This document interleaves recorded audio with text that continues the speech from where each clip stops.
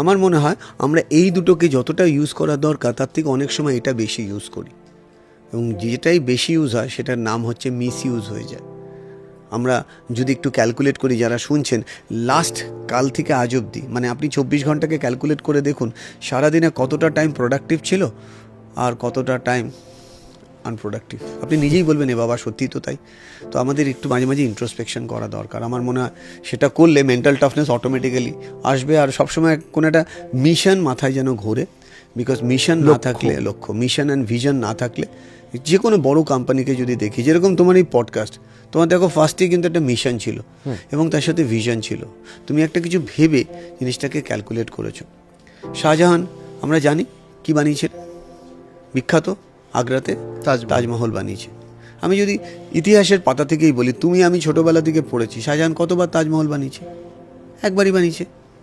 কিন্তু যদি একটু মেটাফরিক্যালি দেখি, ফিজিক্যালি তাজমহল বানানোর আগে শাহজাহান এখানে অনেকবার ওটাকে স্কেচ করেছে।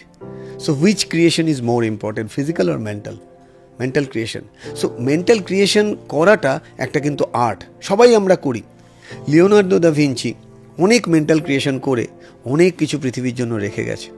কিন্তু লিওনার্দো দা ভিঞ্চির লাইফ যদি একটু আমরা রিসার্চ ওয়ার্কের মতন পড়ে দেখি, সে কিন্তু প্রপারলি কোনো প্রপার স্কুল কলেজে ভর্তি হতে পারেনি। তার কারণ তখনকার দিনে ইটালির নিয়ম ছিল বাবার নাম না জানলে ভর্তি হওয়া যাবে না।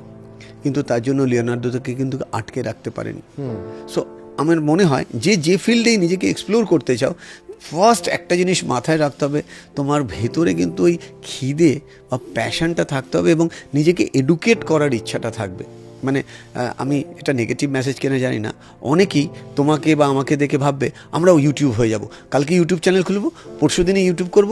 এবার আমি কাউকে ছোট করছি না, বাট তুমি নিশ্চয়ই দেখেছো বা আমরা দেখি রোজ যে সকাল বিকাল হাজার হাজার ইউটিউবার জন্মাচ্ছে, কিন্তু যদি মিশন ভিশন স্ট্রং ক্লিয়ার না থাকে তাহলে বেশি দিন কোনো কিছু কন্টিনিউ করা যায় না। এবং বিজনেস কোচিংয়ের ফার্স্ট যে ডেতে আমি শেখাই বা আমি শেয়ার করি আমার এক্সপিরিয়েন্স, প্রত্যেক দিন ভারতবর্ষে আমি যেহেতু জিএসটিতেও ট্রেনিং করাই, কাস্টমসে ট্রেনিং করাই, ইন্ডিয়ান অয়েল থেকে, মানে সব গভর্নমেন্ট পিএসইউতে ট্রেনিং করাই, তো সেখানে দেখা গেছে, ইন্ডিয়ান সেল ট্যাক্সেও দেখেছি যে প্রত্যেক দিন রেজিস্টার্ড কোম্পানি হচ্ছে কম করে হলেও 10,000। ওয়েস্ট বেঙ্গলে 10,000 কোম্পানি রেজিস্টার্ড হয় এবং এক বছরের মধ্যে সেই 10,000টা 100টা কোম্পানিতে এসে যায়, কেননা বন্ধ হয়ে যায়, বাকিরা বন্ধ হয়ে যায়।